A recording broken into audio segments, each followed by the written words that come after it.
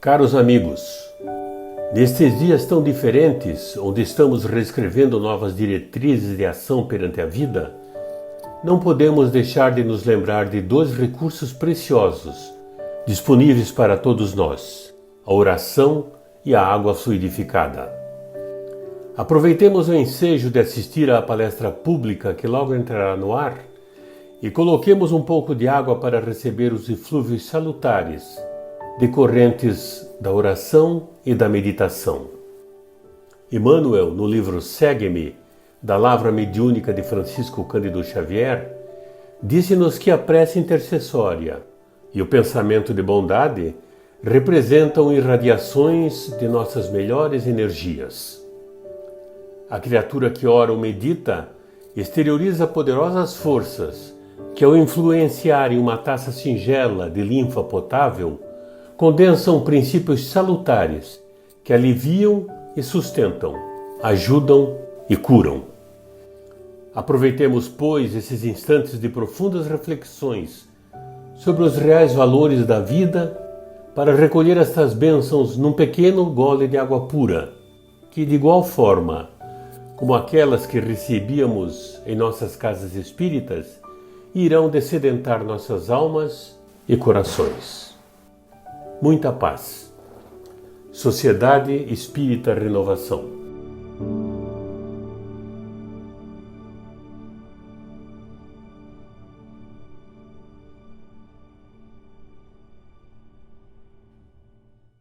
Eu sou Joaquim Maia, trabalhador e conselheiro da Sociedade Espírita Renovação.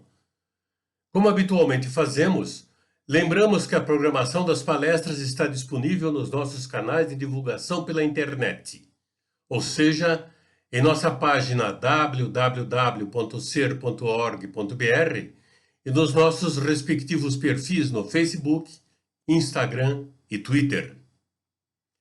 Hoje a palestra estará a cargo de Fernando Fransolim Pérez e versará sobre o tema Exaltação à Vida. Fernando Fransolim Pérez é natural de Curitiba. Está vinculado à Sociedade Espírita Renovação, onde atua como expositor e coordenador de grupos de estudos. Colabora como expositor no CEP, Centro de Estudos e Pesquisas Espíritas, Departamento da Federação Espírita do Paraná. Profissionalmente é médico homeopata e professor da Escola Homeopática de Curitiba, Dr. Javier Salvador Gamarra. Boa palestra a todos e que Jesus nos abençoe. Compartilhando esses momentos de reflexão, de ensinamentos da mensagem do Cristo sobre a nossa querida ótica do nosso querido Espiritismo. E essa palestra já havia sido agendada há um bom tempo e hoje, com muita alegria, comemoramos o aniversário de Raul Teixeira, dia 7 de outubro. Raul Teixeira é um palestrante espírita renomado, conhecido internacionalmente, nosso cofundador da Casa Espírita e que faz aniversários hoje. Parabéns, Raul, felicidades, é uma alegria poder falar nesse dia que comemora teu nascimento.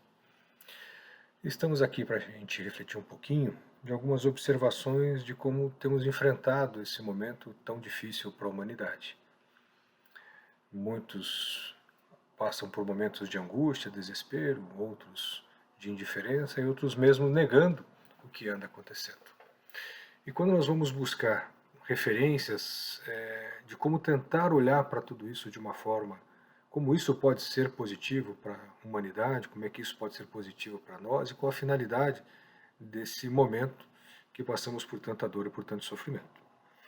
Então, quando nós buscamos a referência em Joana de Ângeles, numa de suas obras, ela nos coloca que a vida começa na Terra, né, através do reino mineral, que a vida dorme no reino mineral, ela sonha no reino vegetal e desperta no reino animal, chegando ao ápice da sua evolução nesse reino animal, no processo quando nós estamos da humanidade, do ser humano.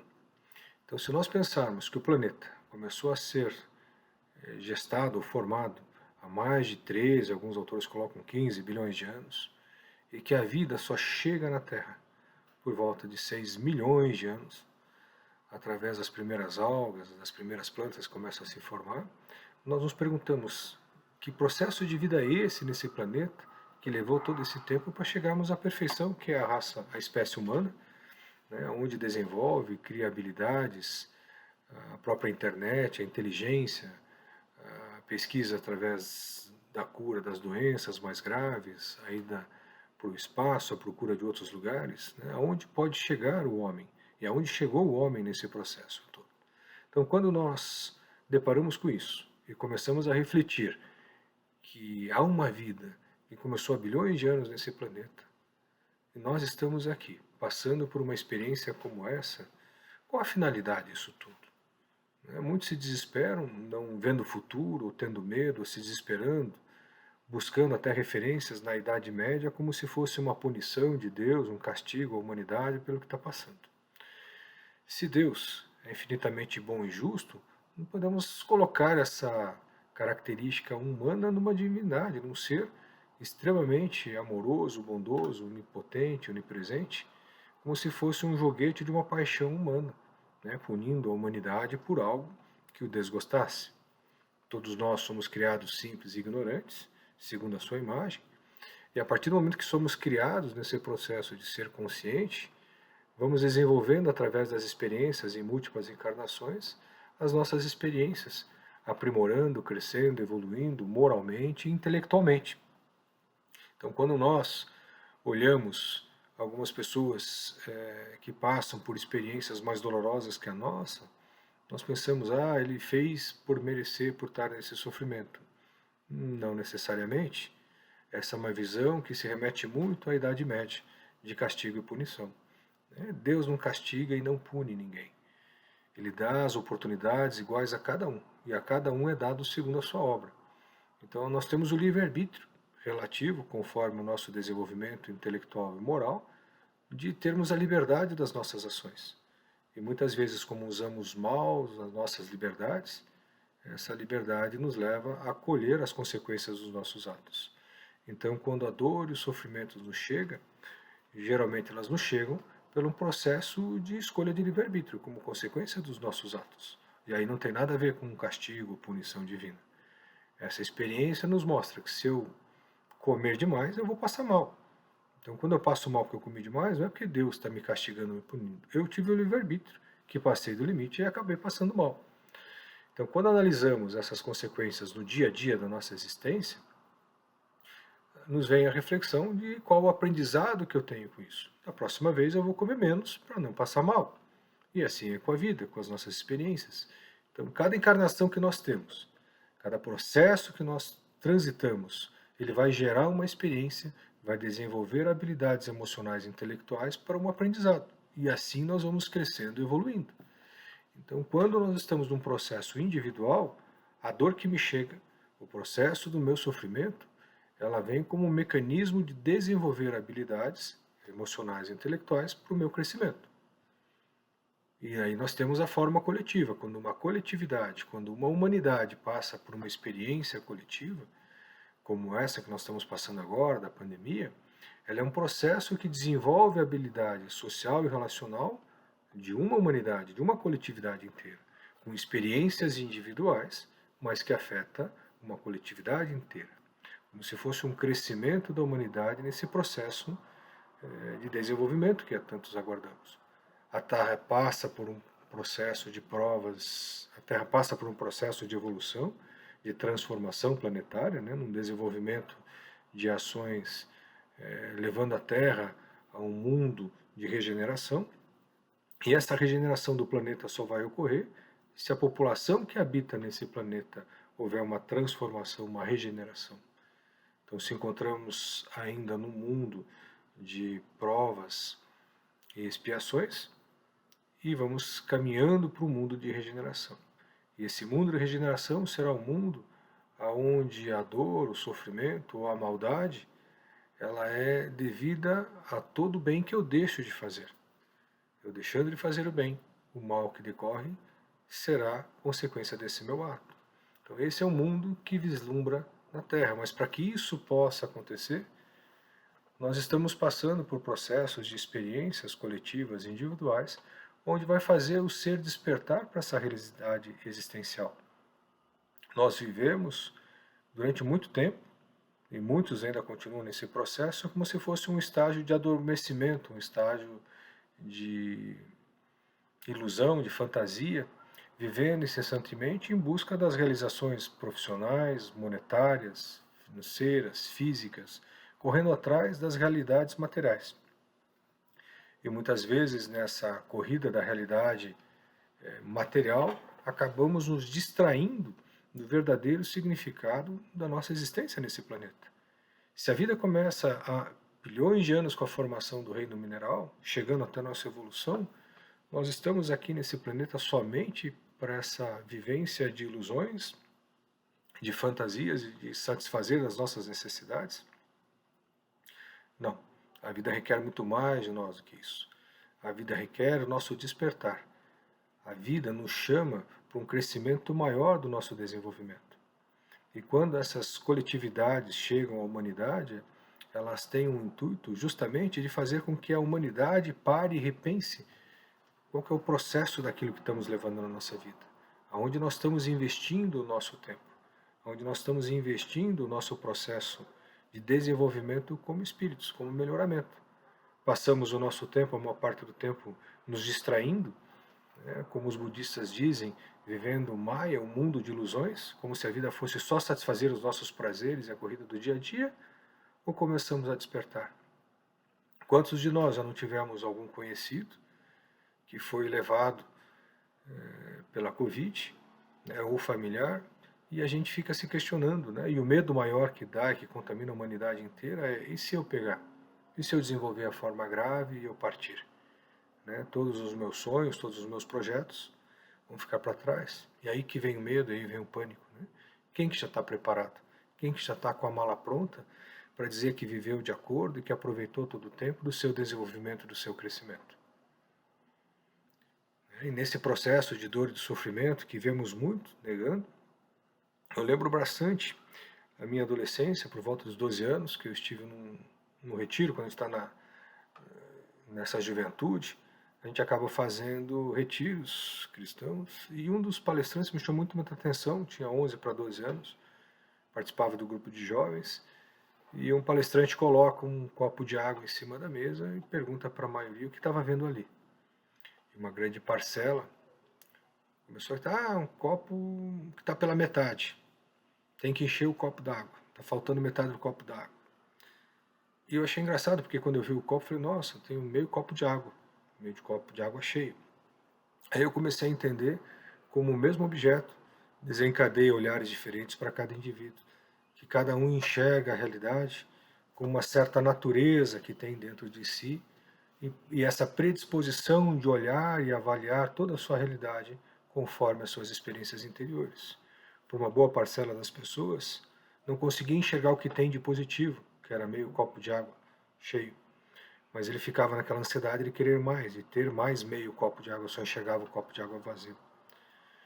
E aquilo me inquietou a partir dos 11, 12 anos de idade, de como treinar mais o meu olhar para tentar entender o outro, tentar entender qual que era a forma como eu enxergava a vida.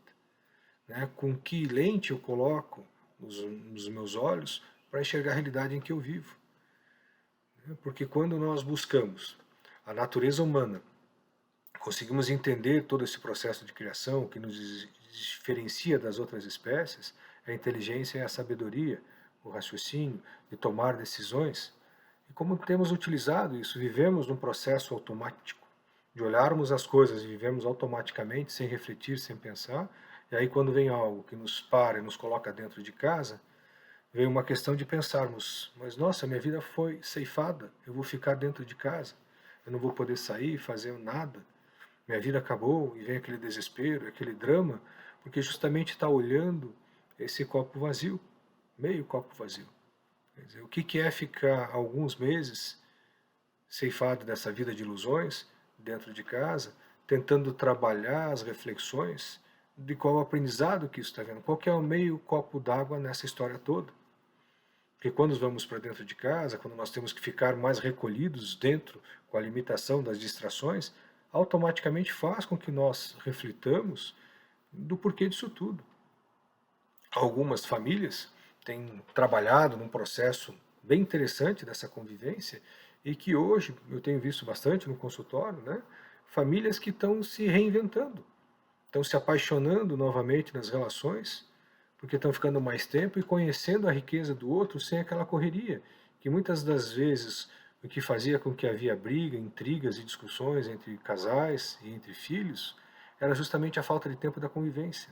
E o fato de estarem todos na mesma casa, convivendo no mesmo espaço, né, chega uma hora que cansaram de ver seriados, filmes e jogos, eles começaram a conversar, jogar, interagir e começar a observar a riqueza emocional das relações em que a vida roubava nesse processo de luta existencial. Esse é o copo cheio. Estão tirando experiências fantásticas. Casais que passavam todos os finais de semana com amigos, saindo, festando, fazendo relatos que não sabem como não sabiam que era uma vida melhor essa vida de ficar dentro de casa assistindo filme, namorando, sem estar todo final de semana rodeado de amigos, bebendo churrascos e festas e chegando na segunda-feira tão exausto. Então estão se conhecendo e convivendo de uma maneira diferente. Não estão reclamando porque perderam aquela vida, mas estão conseguindo criar uma vida muito melhor com a situação que é dada. Então qual que é o nosso processo de desenvolvimento e de olhar para dentro? Quando nós estamos ceifados de uma ilusão, da vida que vivíamos na correria, então estamos forçados a olhar para a realidade existencial. Como é que eu tenho aplicado o meu tempo? Alguns, nesse processo de olhar de uma forma positiva, construindo e resgatando jogos de família, as conversas, os diálogos, cada um trocar um instrumento ou desenvolver habilidades em família em conjunto, é uma forma positiva, é o meio copo cheio. Porém, outras famílias, né, começam processos de briga, de discórdia, porque como ficavam fugindo dessa realidade, não conseguiam enxergar os problemas que estavam dentro do lar.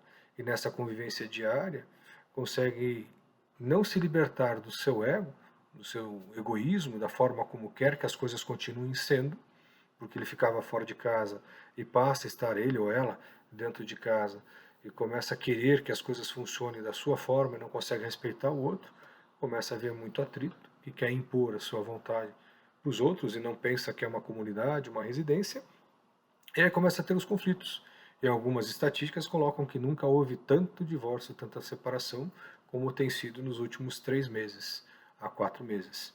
Desde quando começou a pandemia, nos últimos meses o número de divórcios tem aumentado. Compete a gente olhar novamente, meio copo cheio ou meio copo vazio. Como é que eu estou conseguindo lidar e qual que é a forma que eu vejo e lido com as experiências do meu dia a dia. Quando nós vamos buscar a referência disso, e que talvez faça mais sentido agora, para vocês que estão vindo, é justamente essa compreensão. Como que eu mudo então a lente dos meus olhos? Como é que eu posso fazer isso? Da onde você quer chegar com isso? Quando nós ouvimos uma frase do Cristo, que ele estava para ser apedrejado e açoitado pelos judeus que o cercam, porque ele estava blasfemando, porque ele se dizia filho de Deus.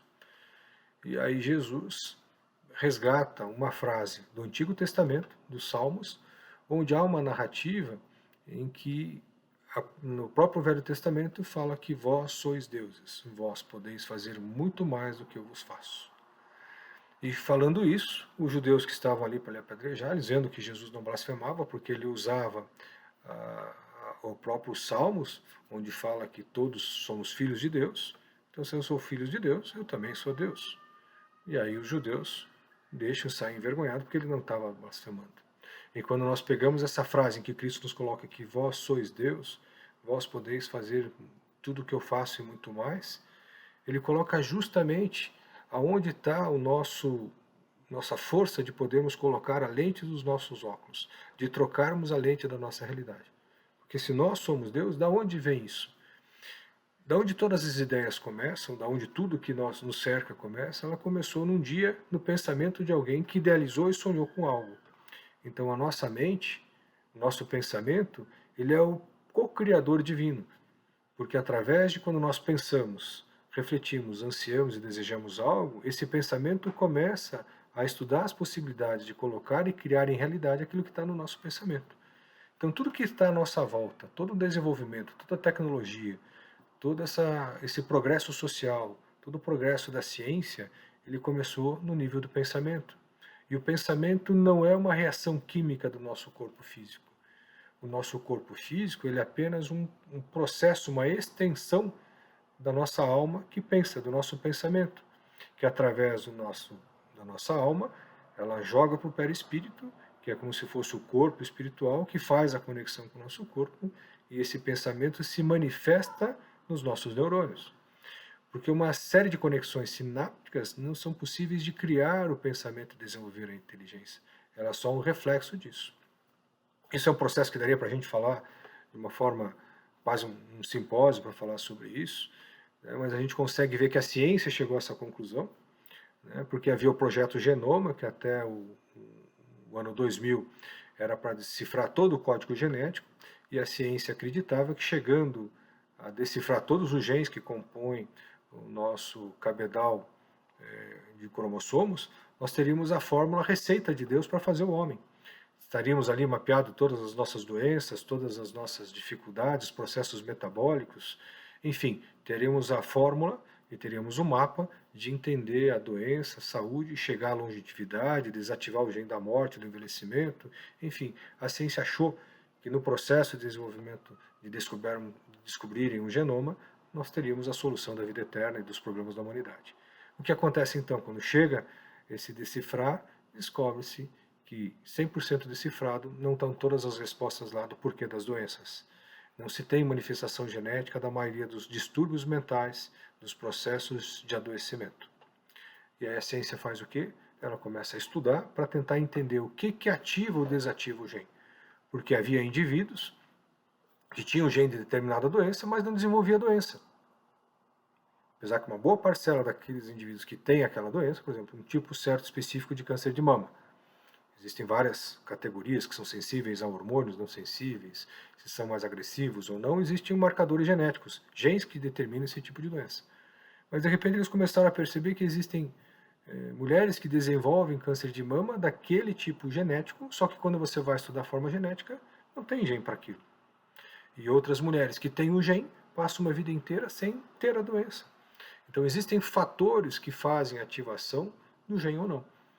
Então, quando nós estamos encarnando, existe uma programação para que o nosso gameta, né, tanto o gameta masculino como o feminino, o óvulo feminino, sejam escolhidos aqueles que têm uma carga genética mais apropriada para que aquele que vai habitar naquele corpo que vai se desenvolver tenha as condições de passar pelas experiências, seja metabólicas, de doenças, de dificuldades, que auxiliem o seu desenvolvimento como indivíduo.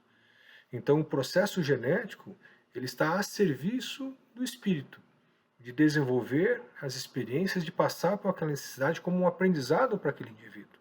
Então nós não somos joguetes da matéria, onde a matéria vai determinar a dor e o sofrimento. Não, é o espírito que através de uma combinação e manipulação do plano espiritual, de encontrar o espermatozoide, o óvulo, que tenham as informações genéticas que, quando fundidas, vão dar a melhor condição do meu corpo para o meu desenvolvimento das experiências que naquela encarnação meu espírito necessita para o desenvolvimento.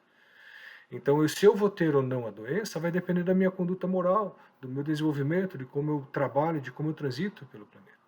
Então, a ciência ela cria uma nova área chamada epigenética, quer dizer, acima dos genes, né, que está acima, o que comanda os genes, é uma ciência que, através do estudo do comportamento, do pensamento, das nossas ações, daquilo que a gente come, do meio ambiente, das influências externas, elas nos interferem no nosso pensar, que vão trabalhar com ativação ou desenvolvimento ou não do processo genético.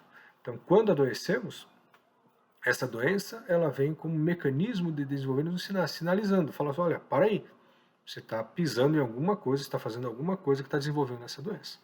Ou eu paro, reflito, aprendo e mudo, e aí o processo de cura vem, ou eu vou trabalhando naquele processo de adoecimento com um mecanismo de encontrar dentro desse processo um olhar para dentro de mim que eu possa me conhecer e entender o porquê do meu sofrimento. Então alguns colocam, então você está dizendo que a gente é que cria o nosso próprio câncer, a nossa própria doença. De uma certa maneira, inconscientemente é que o fato de não sabermos lidar com as nossas experiências emocionais, o fato de não sabermos trabalhar com esse olhar, faz com que as nossas emoções em desequilíbrio, nosso pensamento em desequilíbrio, trabalhem no nosso mecanismo corpóreo, gerando desequilíbrios que vão levar à doença.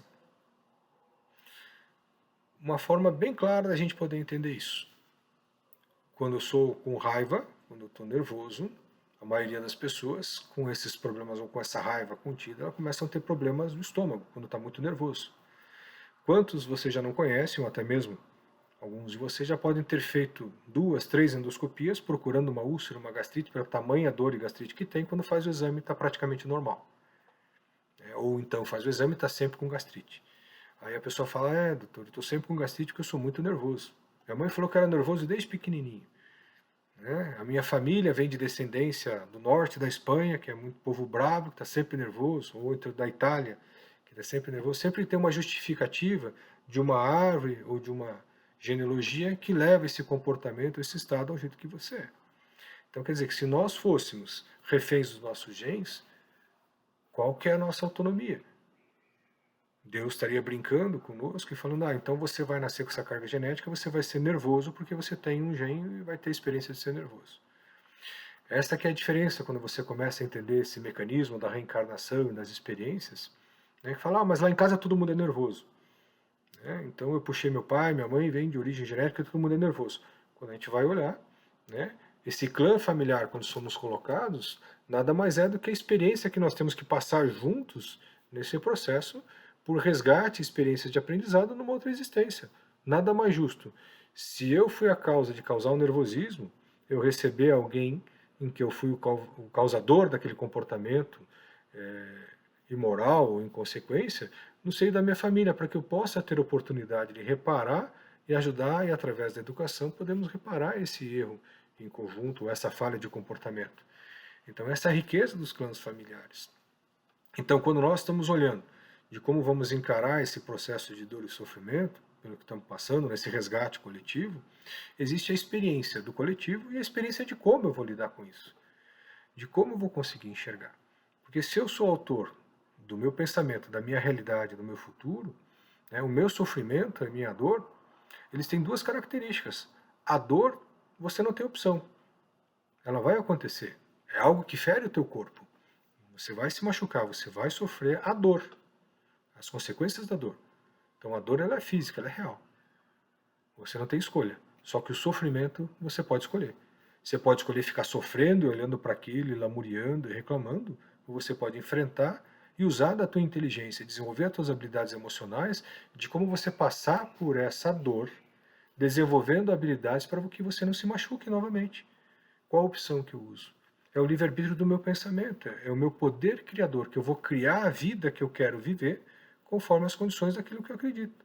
Se eu crio hábitos mentais e viciosos de estar sempre reclamando, estar sempre lamuriando, de estar sempre vendo o lado negativo em tudo, eu vou criando um ambiente externo dessa realidade que eu vivo. Quantos de nós não conhecemos pessoas que só ficam reclamando o tempo inteiro?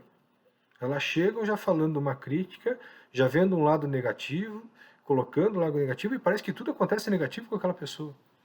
Aí você olha outro e fala, nossa, aquela pessoa tem sorte, tudo que ela faz vai bem, tudo que ela pensa, tudo dá certo para ela. Eu sou como é que fala? Eu sou um amaldiçoado, minha família é toda amaldiçoada, que sempre dá tudo mal. São hábitos mentais, de vícios mentais. Que se Jesus coloca que nós somos deuses, nós podemos criar, e a força do nosso pensamento, está dentro do nosso pensamento, essa força de criarmos a realidade, então nós criamos essa realidade que queremos viver. O mundo hoje tem sede de amor. O mundo hoje tem sede de caridade, tem sede de pacificação. Chega final de ano, começo de ano, aí vem aquela enxurrada de muita paz, eu quero muita paz, muito amor para o próximo ano. Mas eu crio paz e crio amor aonde eu passo. Essa é a minha força criadora. A gente fica esperando que o mundo nos traga essas transformações, que o amor chegue, que a paz chegue, mas eu sou uma pessoa que aonde eu passo, eu levo a paz.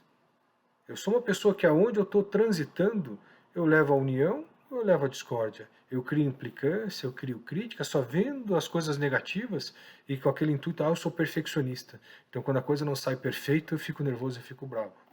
Qual a utilidade desse perfeccionismo? Criar discórdia? Ou você auxiliar o teu irmão a se melhorar e fazer uma coisa melhor? Com que valor ou com que carga emocional você faz a crítica de algo que não está perfeito? Não que a gente vai ser conivente com o erro, com aquilo que não está legal, mas qual que é a tua conduta que você vai lidar para aquela transformação?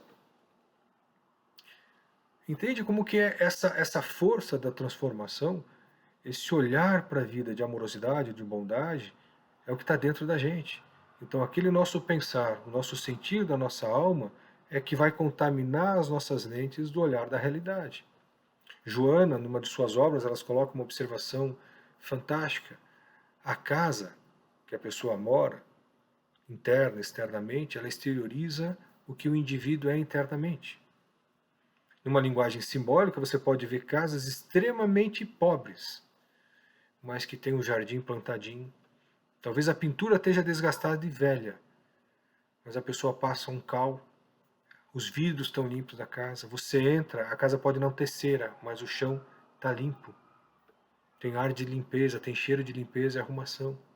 Certa vez, quando eu trabalhava nessa adolescência, com um grupo de jovens, nós trabalhávamos em comunidade de base, favelas, hoje em dia são comunidades, e nós íamos para levar alimentos, brincar com as crianças com o evangelho, com isso, nós íamos na casa das pessoas dentro de uma comunidade, de uma favela.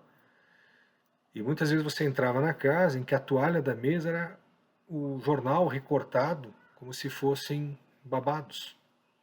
O copo de café era a latinha de tomate, que tinha sua alcinha segurando e pintada, muitas vezes com esmalte.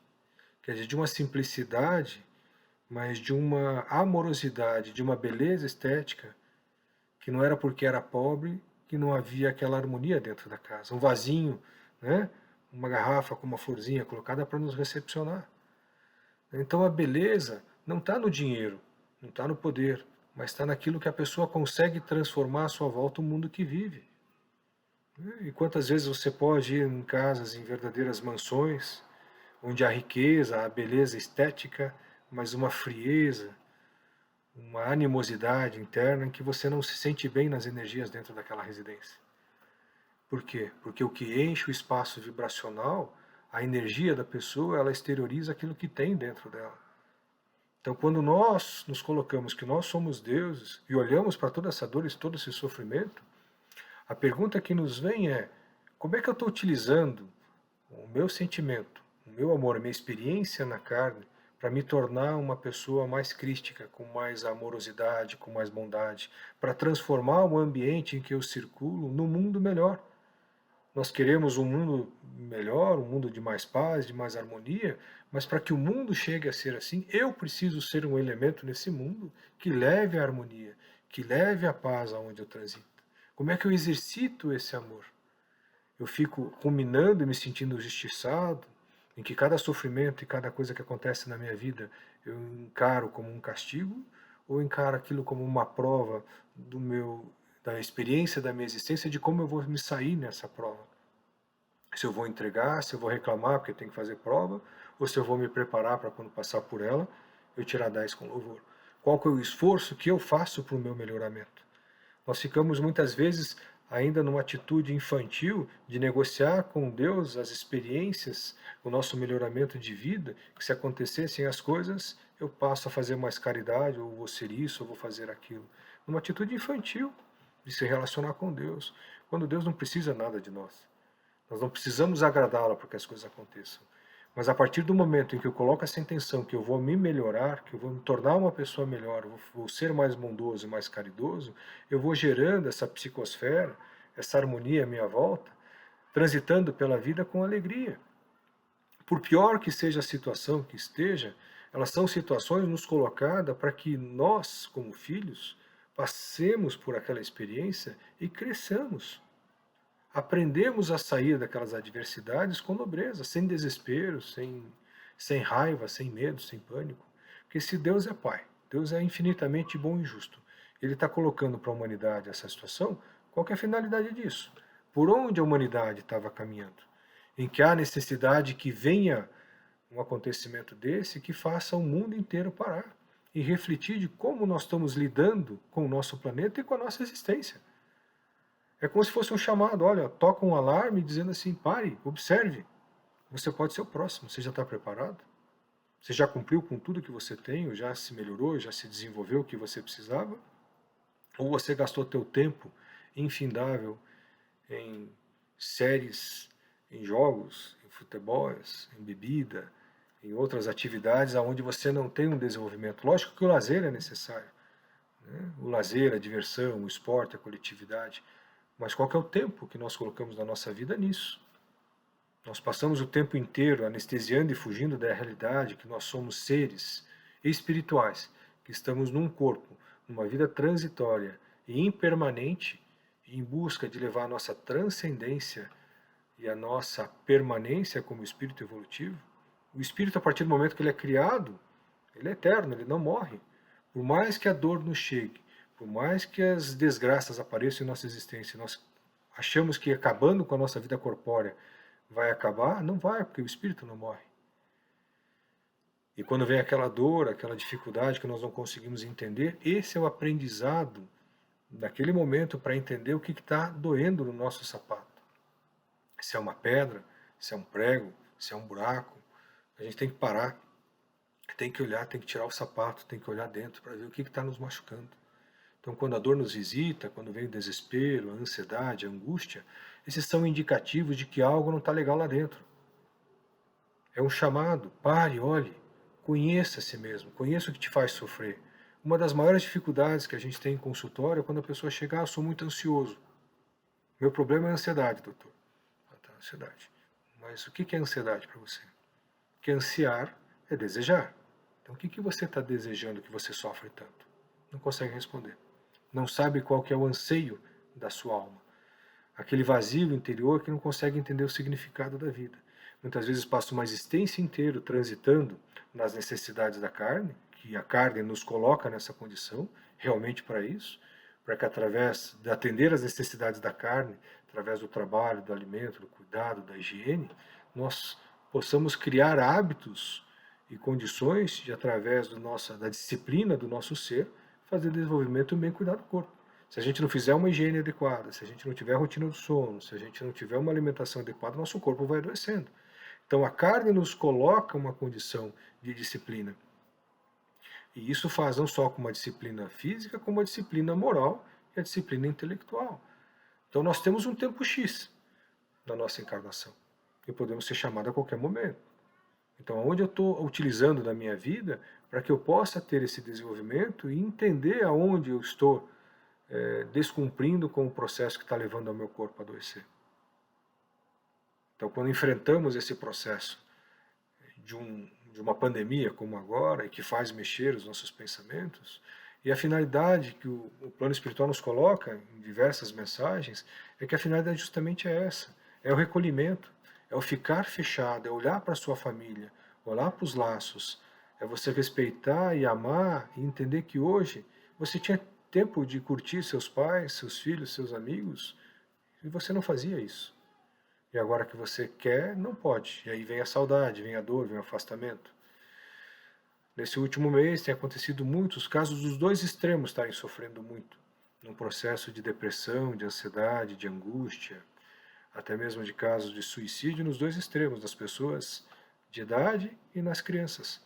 Porque há tanto tempo vivendo nesse processo de uma expectativa do futuro e não vivendo hoje, né? Como é que vai ser o futuro da vida? Quem está no extremo é porque já tem pouco tempo para viver e não sabe como é que vai enfrentar. E quem está no começo, as crianças e adolescentes, é uma ansiedade muito grande de viver o hoje que não consegue mais viver. Porque não pode mais ir em festa, não pode sair, não pode fazer isso, não pode fazer, tem que ficar dentro de casa. Então as crianças privadas das suas relações sociais, os idosos, estão ficando com a sua própria dor e consigo mesmo. E muitos não suportam ficar consigo mesmo, porque são desconhecidos para si.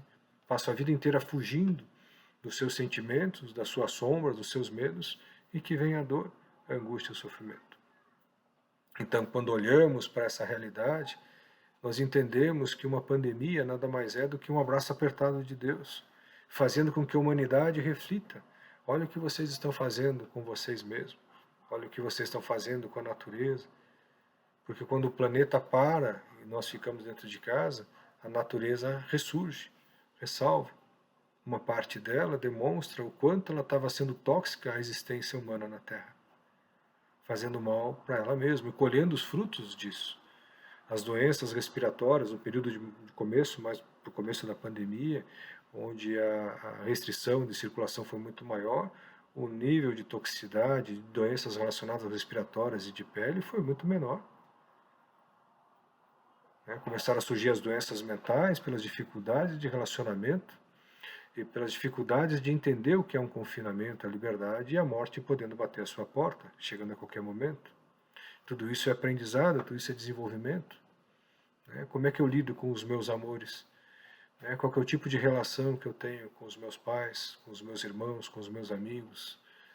Quantos que não puderam se despedir dos seus pais e estavam sem falar com eles há meses, porque não tem tempo? Que vida é essa que levamos, que as pessoas que nós mais amamos não temos tempo de conviver? O trabalhar, o correr dos dias passou a tomar a maior parte da nossa vida, quando o trabalho ele tem que ser uma condição para que a gente possa viver. E hoje o trabalho passou a tomar praticamente 70%, 80% dos nossos dias, não sobrando mais tempo para vivermos. São valores que precisam ser repensados da forma como nós estamos vivendo nas nossas relações. E quando nós vemos o Cristo colocando que vós sois deuses, nós somos deuses, e estamos criando que vida? Que vida que eu estou levando? Uma vida alegre, uma vida triste? São bilhões de anos para chegarmos a essa perfeição que é a raça humana. Nós temos a gratidão de acordar de manhã, abrir os olhos e poder enxergar. Sentir o ar entrando no nosso aparelho respiratório. Ouvindo os pássaros, que agora é primavera, eu sempre brinco, que cada ano eles estão cantando mais cedo. 3h30 da manhã eles começam a cantar, 4 horas. Por que eles cantam tão cedo? Porque a cidade está cada vez acordando mais cedo. O barulho dos carros começa por volta de 4, 4h30. Então, para eles poderem se agasalar, namorar e ser ouvido o seu canto, eles têm que acordar mais cedo. Então a gente tem acordado, às vezes 3h30, 4 horas, com o canto dos pássaros. Então você ouvir o canto dos pássaros e agradecer por estar ouvindo, é uma dádiva, uma bênção, de olhar o copo cheio. Mas quantos que eu já escuto reclamando que estão acordando com os passarinhos que têm vontade de dar tiro nos coitadinhos? É como nós vemos o mundo. É lógico que nós vemos uma forma otimista, ou sempre reclamando e sempre criando essa psicosfera ruim. Nós temos que ter a gratidão de essa experiência da carne, de podermos processar e aprender com essas experiências de uma forma transformadora e libertadora da carne, e não como uma vida de sofrimento, de angústias e penúrias. Toda dor que nos chega, toda consequência que acontece em nossa existência, ela é um aprendizado, de desapego, de olhar para a vida, de repensar os valores. Um sábio da antiguidade já coloca: conhece a ti mesmo. Se nós não conhecermos as nossas deficiências, se nós não conhecermos aonde que nós precisamos melhorar, como é que nós vamos evoluir?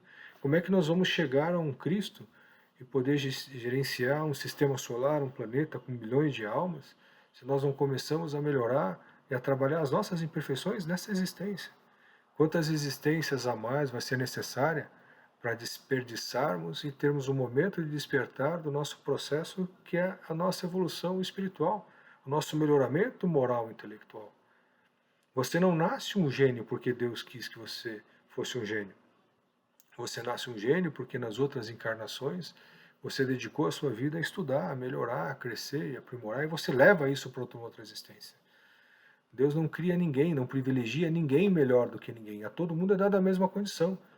Depende dos esforços individuais que façamos no aprendizado das experiências que são colocadas na nossa existência para fazer esse desenvolvimento e nosso crescimento. Aí nós encontramos a justiça divina.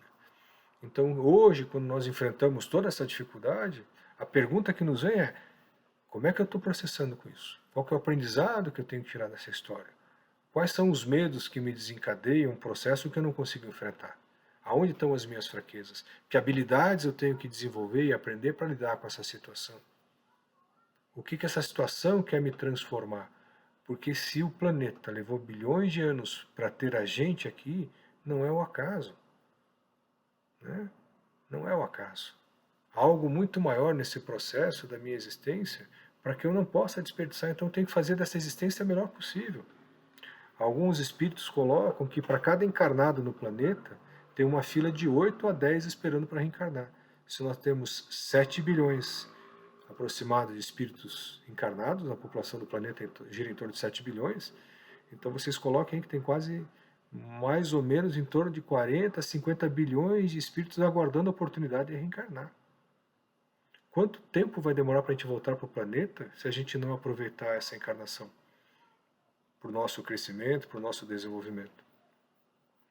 A gente acorda de manhã, olhar para tudo isso, sentir o nosso corpo vivo, a gratidão de despertar do plano espiritual e de mais um dia, para aplicarmos esse dia ao nosso crescimento, ao nosso desenvolvimento. E nós ouvimos muitas pessoas pensando, não aguento mais assistir televisão, não aguento mais ver seriado, não aguento mais jogar. Alguns colocam, não aguento mais ler. São só alguns meses de uma existência inteira. Que talvez a gente não tenha oportunidade de ficar tanto tempo dentro de casa, refletindo e pensando. Porque logo a vida vai nos trazer para fora de novo. E se nós não cuidarmos, nós vamos ser envolvidos novamente por essa ilusão, dessa vida incessante, dessa correria que nos tira de nós mesmos e dos nossos amores. E aí chega o dia em que nós vamos acordar do lado de lá e vamos falar, puxa, quanto tempo eu desperdicei, que oportunidade eu deixei passar. Porque a vida é um processo de amorosidade. Nós não viemos aqui para sofrer, nós não viemos aqui em busca da dor. Nós viemos aqui para aprender, para se melhorar, para encontrarmos uma paz relativa no mundo que nós temos que criar, esse mundo de paz e de amorosidade. Nós somos criadores dessa realidade. Os nossos vícios mensais, os nossos vícios comportamentais, eles são consequência de várias encarnações nesse procedimento. E que muitas vezes esses vícios, esses comportamentos só são rompidos quando a dor chega e fala, agora você vai ter uma doença nesse lugar, onde vai fazer com que você olhe para isso e pare de pensar dessa forma, pare de agir dessa maneira. Às vezes a dor chega ao sofrimento como um abraço mais apertado, dizendo agora você vai ter que parar e olhar para isso. Faz mais de 3, 4 encarnações que você continua fazendo a mesma coisa. Foi te dada a oportunidade de você reparar. Você não parou, você não pensou. Você continuou fazendo o mesmo comportamento, o mesmo vício, porque você não se conhece. E aí vem a dor, que chega, nos abraça, e aí vem o despertar, e fala, puxa, era isso que eu estava fazendo que me fez adoecer. Quando a gente tem uma simples gripe, né? A gripe muitas vezes ela está falando, o resfriado, ela está falando de uma tristeza aguda. A coriza nada mais é do que um choro agudo. O lacrimejamento, a coriza de um resfriado, é uma decepção aguda. Algo que você se frustra, que você se decepciona 24 a 48 horas. Que juntamente você pode ter pego um resfriado, pegou um ar frio e aquilo começa. Mas quantas vezes você pega ar frio e não acontece nada? Por que naquele dia você pegou um ar frio e começou a ficar resfriado? Então quando nós vemos uma coletividade adoecendo por uma determinada doença, a espiritualidade nos coloca, e alguns infectologistas que trabalham bastante nessa parte de física quântica, de pensamento quântico, eles colocam. Existe um padrão de vibração mental, moral e comportamental, que determinadas doenças se acoplam e se afinizam com aquelas pessoas que têm aquela forma de pensar e de sentir. E a espiritualidade coloca, muitos daqueles que pegam o Covid, ele tem um padrão de vibração em determinadas situações que leva com que a pessoa tenha a forma mais grave ou não. Alguns infectologistas, alguns cientistas e alguns espíritos têm passado essa mensagem que existe um padrão vibracional na doença com relação aos nossos padrões morais. Então, quando vem essas reflexões de como trabalhar com isso, não é o desespero, não é achar que é o fim do mundo, que é o apocalipse, que está tudo acabando. Não, é momento de parar, é momento de exaltarmos a vida e a gratidão de estarmos passando por essa experiência. Do que eu necessito trabalhar com essa experiência. O que isso vem trazer para me ensinar, para me trazer melhor. De trabalhar com as amorosidades das nossas relações, de olhar para o próximo que está ali, que amanhã pode ser que não esteja. Se eu disse, se eu perdoei, se eu consegui conviver e trabalhar com os indivíduos de uma forma possível. Se eu vou passar por esse planeta e deixar uma marca de amorosidade, de bondade, de carinho, de doçura, ou se eu vou passar e deixar uma marca de pessoa chata, que está sempre reclamando, implicando, se vitimizando, que não dá nem vontade de chegar perto porque ela já começa com sofrimento e com lamúria. Qual que é o mundo que eu estou criando? Eu sou Deus, nós somos deuses, vós sois deuses. E que mundo que você cria na sua mente que transforma na tua realidade? Esse é o poder da transformação. E quando nós temos um modelo como Cristo, que nos coloca esse exemplo de amorosidade, de carinho, de compaixão, esse é o modelo que tem que ser o nosso modelo de cocriação. Nós temos que começar a criar uma realidade, um processo de amorosidade, de exemplo na humanidade, como Cristo nos ensinou há mais de 2000 anos, e que ainda relutamos e vivemos em consequência dessas nossas perturbações, dos nossos vícios mentais, trabalhando nesse processo de adoecimento como mecanismo de reparação e de aprendizado. Quando já chegou a hora de libertarmos dessas doenças e trabalharmos através da amorosidade, da iluminação e dessa pacificação interna, que não vai adoecer o nosso corpo. Talvez até o nosso corpo adoeça como consequência do desgaste natural da existência, mas não como um processo de reparação de perdas e danos, mas sim como um processo de vamos ver se você realmente suporta esse envelhecer dessa forma, se você conseguiu aprender e desenvolver isso. E aí nós conseguimos entender que a doença vem como um mecanismo de dizer, olha, eu consigo enfrentar porque a minha doença não está na alma, a minha doença está no corpo, e eu consigo lidar muito bem. Eu já estou preparado para deixar esse corpo e seguir a liberdade que a minha alma construiu asas através da harmonia, da amorosidade, da moralidade, um voo mais alto em direção ao Pai. Então a vida está aí para a gente ser exaltada, vivida, com grande alegria, com grande prazer de todas as experiências que a vivência nos traz. E se a dor chega perto, ela nos abraça, vamos olhar para essa dor, tentar entender o que ela quer nos ensinar, o que ela quer mostrar. Se a dor chega na nossa família, aos nossos entes queridos, ninguém parte antes da hora. São partidas programadas pelo desenvolvimento do processo de uma coletividade que necessita de uma transformação urgente. Que essa transformação comece em nossos corações. A gratidão a Deus por estarmos vivendo essa experiência, a oportunidade de ter uma forma de viver, de parar e repensar um pouco essa loucura das nossas escolhas, das nossas opções. É momento de refletir, é momento de pensar, mas jamais desesperar. O Pai sempre nos acolhe, o Pai sempre nos atende. Ele coloca toda essa disposição, toda essa consequência para que a humanidade repense as suas relações sociais, o seu desenvolvimento, as dificuldades, as uniões que são necessárias para o nosso crescimento. Vamos que essas reflexões possam atender os nossos corações e com a máxima que Joana de Ângeles nos coloca, através do Espírito Emmanuel também, que o nosso pensamento é co-criador da realidade em que vivemos. O nosso pensamento é a nossa alma. Então, conforme o que pensamos e alimentamos do nosso ser e que irradiamos, nós transformamos a realidade onde nós vivemos. Aonde há ódio, que a gente leve amor. Aonde há desespero, que a gente leve esperança. Aonde há trevas, que a gente leve a luz. E aonde houver ódio, que a gente leve amor. Se nós formos esses agentes transformadores dessa realidade, a realidade interna nossa vai refletir na realidade aonde vivemos. A minha gratidão pela presença de vocês, pelo compartilhamento dessas reflexões. E que o amor de Cristo esteja com vocês em vossos lares, renovando as forças, renovando as nossas esperanças e dilatando a nossa mente para que a gente possa compreender melhor o significado da nossa existência. A todos muita paz, muito obrigado.